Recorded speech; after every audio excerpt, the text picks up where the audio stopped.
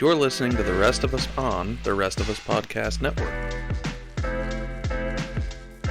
The Rest of Us is currently funded by the donations of our listeners. If you would like to donate, please see our donation link in the description of this podcast. If you own or represent a business and are interested in sponsoring The Rest of Us, please contact us at pr@restivusmedia.com. Here's our opportunity to talk about our character, Emma the service dog. One of the most fascinating things I learned about having a service dog is that they're not binary, right? That I think of a lot of the dogs we interact with on a daily basis, and we teach them sit and stay in these basic commands, and it's input output, right? They're input output machines. And that's great. That's like what most people do. There's some comedian, ironically from Ohio, that's like, he's talking about how he has a basset hound. And people give him shit because his basset hound's an idiot. He's like, yeah, I'm not asking it to do my taxes. So he sleeps on the couch. His job, like, we're good. Yeah. But they have a job to do.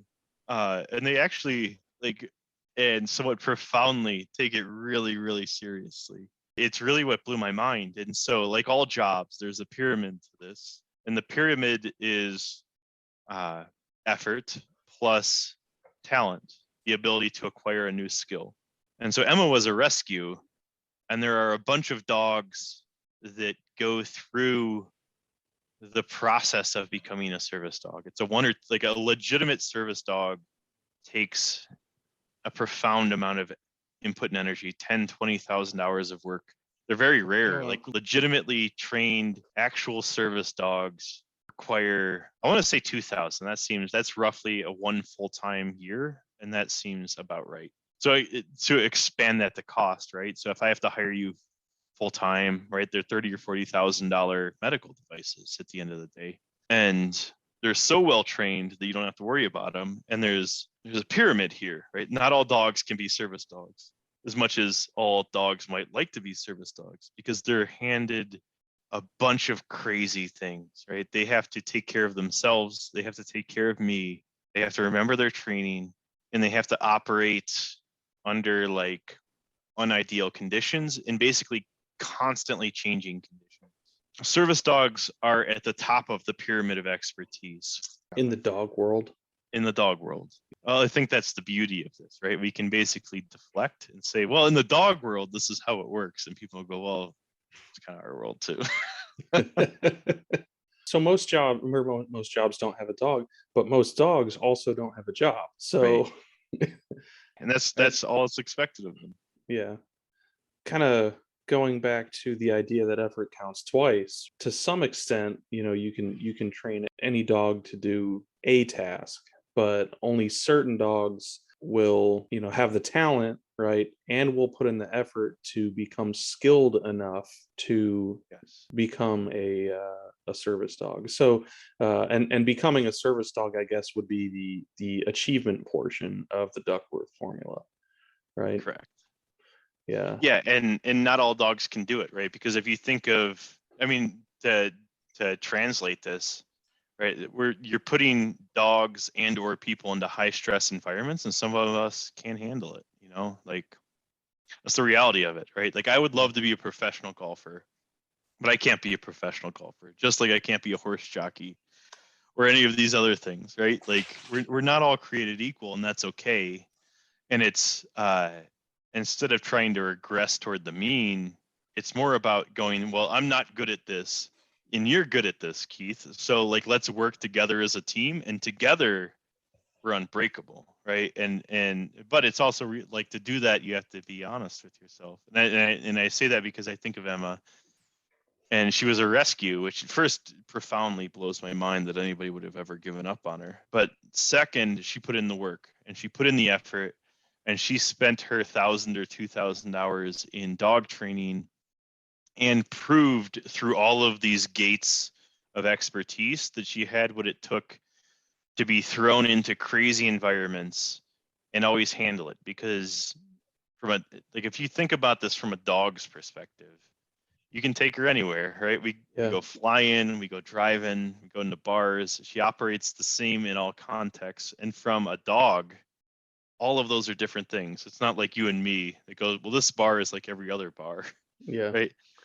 They're all Um, unique places with their own unique challenges to her.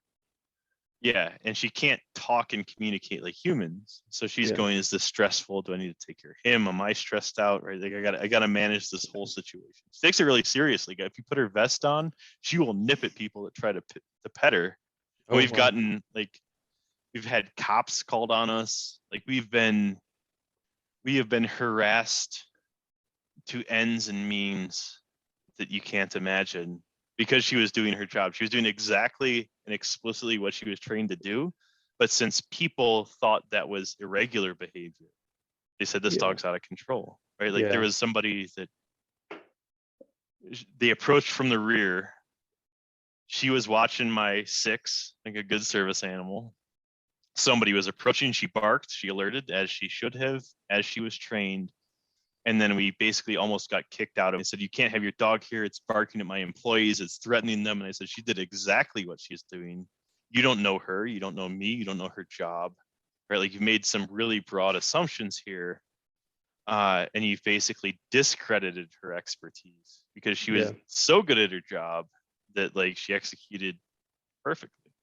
Emma doesn't know she's an expert, right? She just does what she does. She was trained to do it, and she does it naturally. And so the difference between Emma when she has the vest on and when she just has the collar on, Dog she's mode. like, yeah, she's there's dog mode and there's work mode, and I think people are the same way, right? So if you ask an expert if they think they're an expert, um, they won't necessarily come out and say, oh yeah, I'm an expert in this, because it's weird to think of yourself as an expert. It's something like, I'm just a guy doing a job. So that's kind of like the first paradox of expertise, is being an expert. You don't want to call yourself that. And then the other one, factually, studies show that the longer someone spends in a field, the less effective they are at identifying the trends in that field. You get so keyed into the job as you've learned it that you don't realize that it changes around you to that extent. Like, can you lose expertise, or can you lose that expert status? Kind of going back to our favorite character, Emma, do you think that she could lose her expertise given enough, time passing? Or let's say you put her into either permanent dog mode or permanent work mode, do you think that if she Yeah. stayed in work mode, she'd become less effective over time? I think what you're describing is mentorship. Uh, and that's a really fascinating dimension to look at it through. Emma is basically, man. So to tell the story of her, when I got her, man, I was a hot mess. Like I really was. And she was a life-saving medical technology. It's the best way to put it, right? She was a dog doing dog stuff. And she was the best trained. You're making me cry. I'm sorry. I didn't mean No, to do it's good. that. It's good. It's emotions are good. We need more emotions, honestly. Like I'm happy because it makes me think of how far her and I have come. Right? It means she Yeah. graduated. When I got her, I needed her more than I could even realize that I needed her. Right? Like I remember not being okay, and I remember basically trying to have some control over my own medical decisions and being like, what I want is a service animal. And I think this would do it for me. And at that time, it was escalation ladders, meaning that the VA had protocols that you had to go through. So to get this service animal, you had to do these 704 steps before, because that was the highest level of the care, basically, right? And instead of trusting the veterans to decide what they needed, right? To have any type of control over their care and life.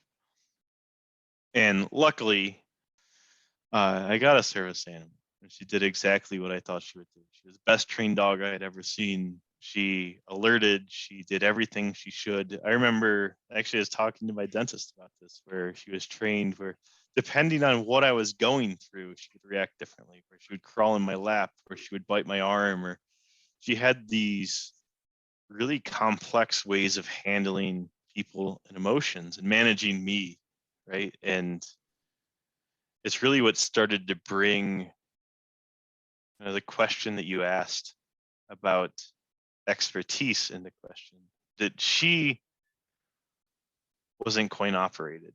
She knew how to sit and she knew how to do all of those commands, but she loved me. And because she loved me, she took care of me, and she knew the right ways to take care of me, which aren't taught.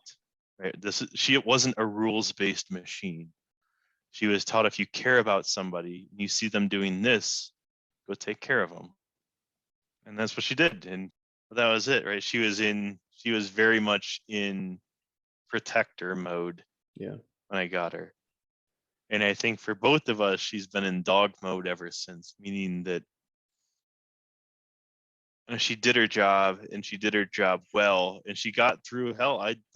I often feel guilty because I couldn't see it, but I know how much I had to stress her out because I couldn't even get when she was alerting, right? Like she would just lose her mind, running around the house, biting me, right? Like doing everything she could to be annoying to get me to focus on her, which was her job. That was what she was trained to do.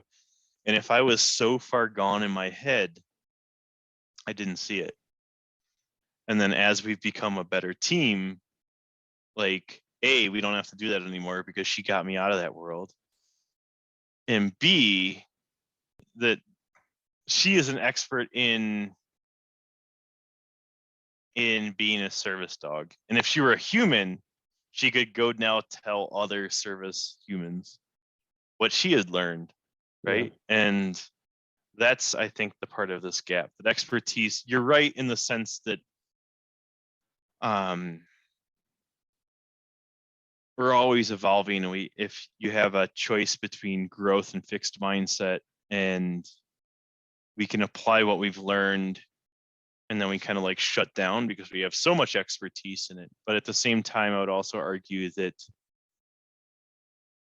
there's a lot of little lessons learned in all of that stuff. And the reality is that we don't evolve or innovate fast enough for that not to matter. We don't have new problems. And she has earned the right to be in dog mode constantly. And if she were a human, we would go, well, you can now be in dog, you're retired. You can be Yeah. in dog mode constantly, and you can now go train other service dogs about all of the things that you have seen and how you saved my life to go help the other service dogs, which is a guild. Yeah. But it's earned. She put in the work, and we know she put in the work. And then she experienced it. And because she had put in the work, both of those worlds added up to what is now expertise. Having spent a little bit of time with you and Emma, when you guys came to stay with me, I was floored by not, by how intuitive she was, as a service dog, how well trained she was, and not just, I don't mean well trained, behavior wise, which she is an extremely well behaved dog, but I mean to do her job and key in on anxiety, and I can't even describe how eye opening it was for me. And I don't have a service animal. I do have a dog now, but he's more like a potato than a dog. He just kind of lays around and eats dog food and farts, and that's it. But uh, having Emma and seeing what she did and how she was able to help actually let me be more aware of of my own anxiety and the things that I was dealing with, and uh, just the short amount of time that we spent together, it kind of let me put a lot of my own, internal feelings in perspective, and to seek, to seek help either through like my therapist or to better apply the skills that I learned in therapy anyway. Um, and really realize when I should be using those skills. So my question, it's interesting because I had a different, like, that's fascinating because it also becomes the uh, assumption of expertise, right? Like I know she works, right? And so Yeah. like it was me being like, oh yeah, she's just doing Emma's stuff, right? Yeah. Like almost to the point of like she could be really annoying sometimes. You're like, yeah, I get it. Like you are now stressing me out. Like I'm stressed and you're jumping on me in Yeah. these two worlds. Like I get it, man. Like leave me the fuck alone. Yeah. So the thing that always stuck out to me and that makes having a service dog hard is we went to like Spectrum store, right? And we walked in there with her and she sat and she did everything she was supposed to do. And that lady was staring us down. And I remember leaving that store and I go, this is what it's like everywhere we go. Yeah. And so I'm curious what you took away from that. So before that, I mean, I love dogs anyway. So like, if I see a dog in public, I'm very much that weird guy that's like, "Can I pet your dog?" I knew a few people that had emotional support animals, which are different than service animals. With them, it seemed more like it was an accessory. Like they knew people would give them attention for it, and it was all the better because for them to like put it in a bright red vest or wrap a scarf around its neck, and they, this is my service dog, but it's really just a support dog and it's not trained to do anything in particular. I didn't know prior to meeting Emma that there was a difference. I didn't understand the level of training.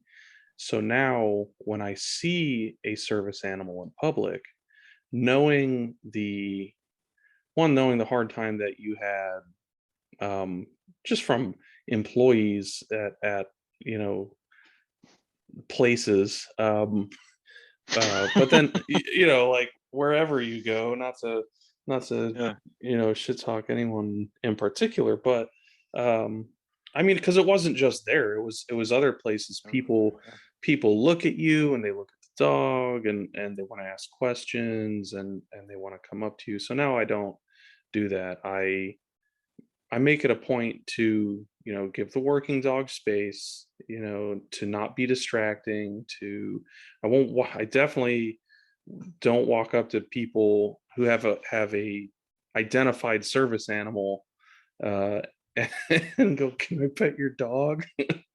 All because like Emma did work hard.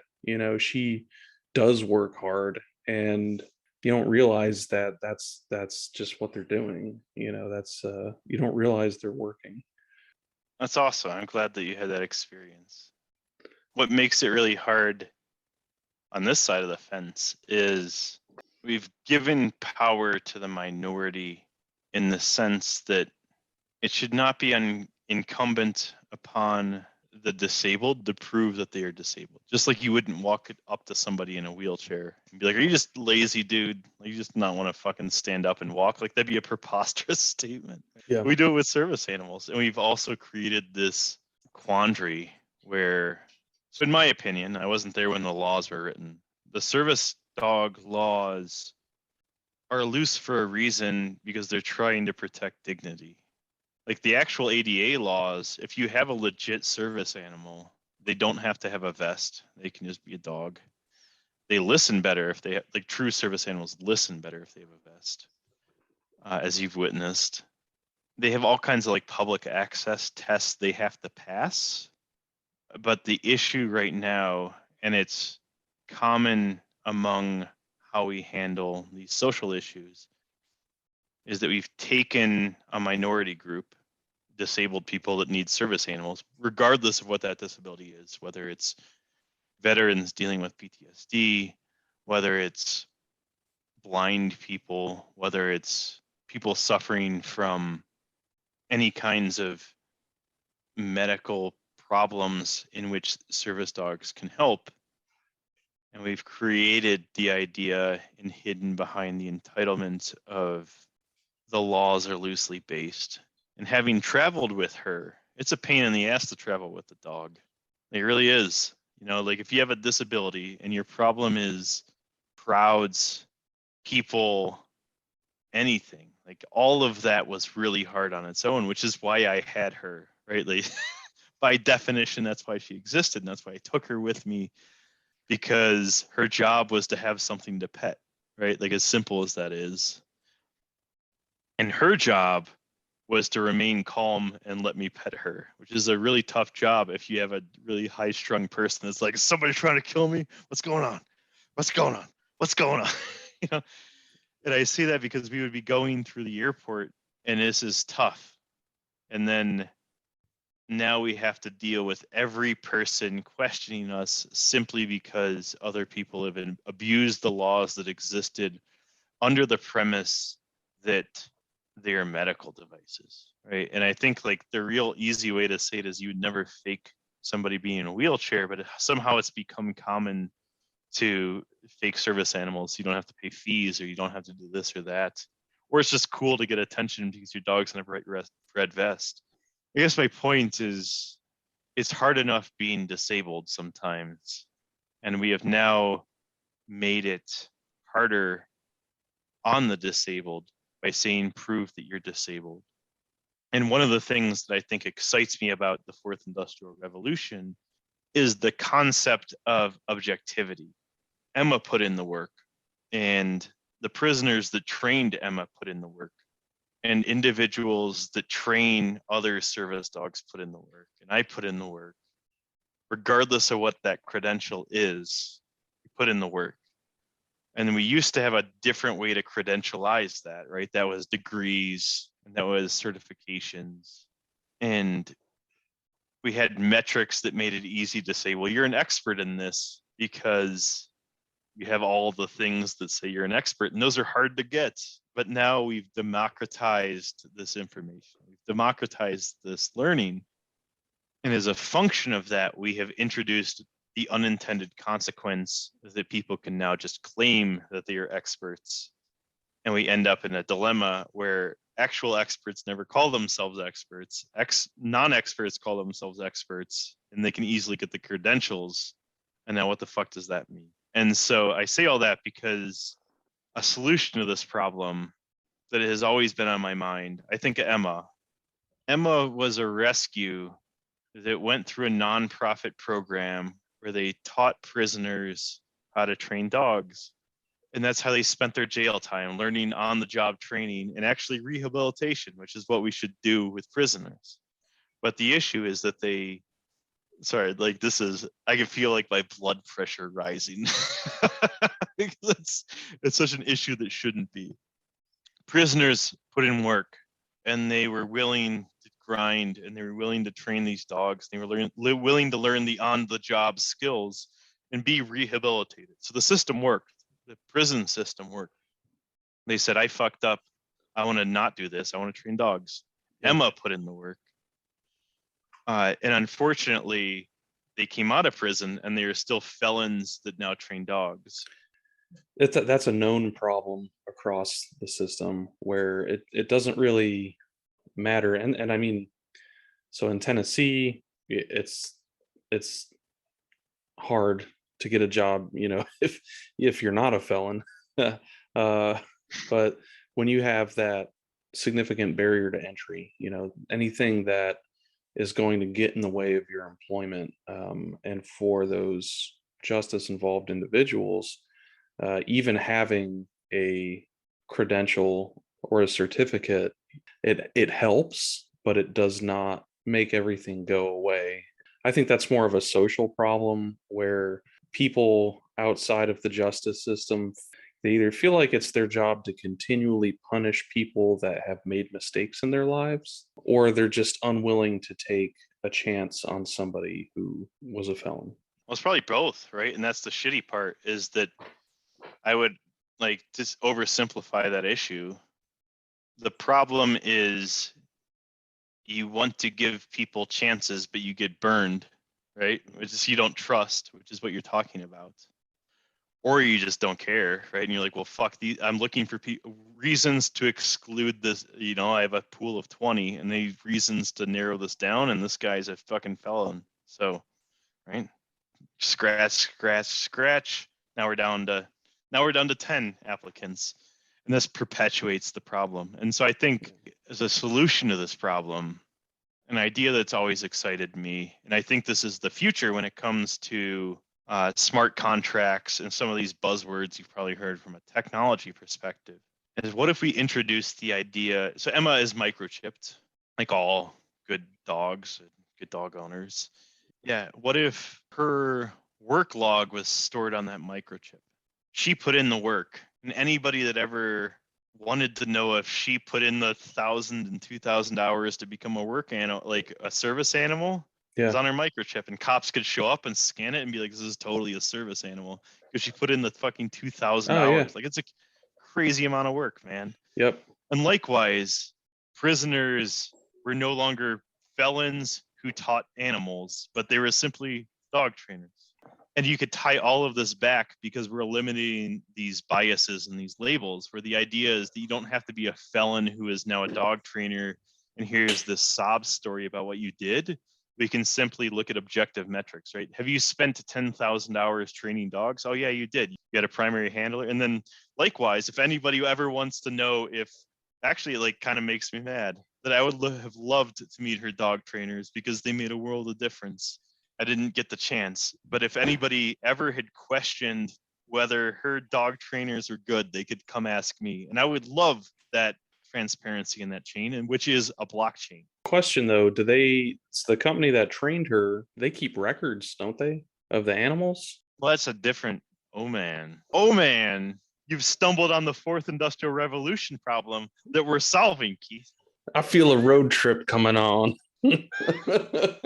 No, so this is very much my frustration. Prisoners put in the work. Emma put in the work. Yeah. The nonprofit put in the work, but they're not good business people. They're good dog trainers.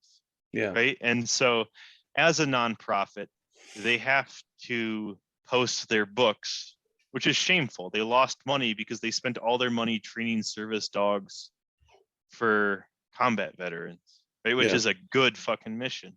Right? They lost, they operated at like negative $10,000-$15,000, and they weren't like, well, it's not fucking Jeff Bezos here, right? Like, it's not be like, thanks for the loss, man. Like, they were just good people, two people, and one was like the ex-sheriff, and the other was his wife, and they just cared about veterans. They cared about making a difference. And that was the end of it, right?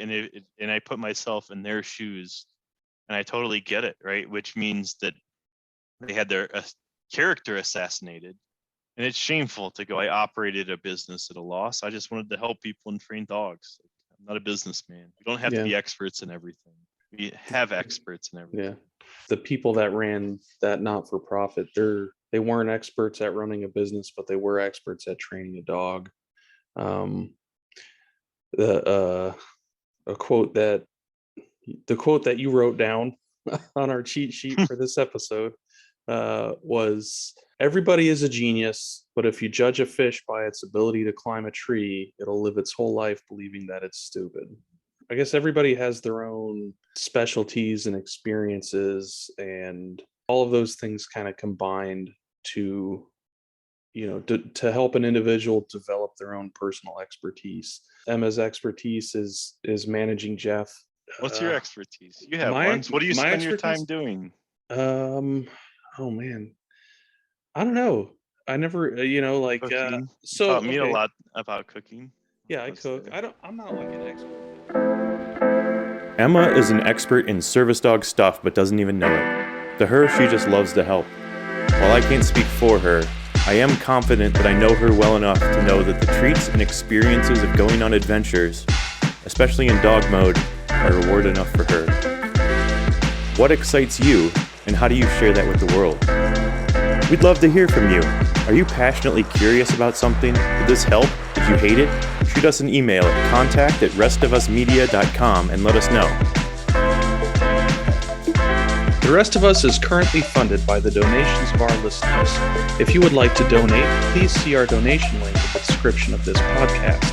If you own or represent a business and are interested in sponsoring The Rest of Us, please contact us at pr@restivusmedia.com.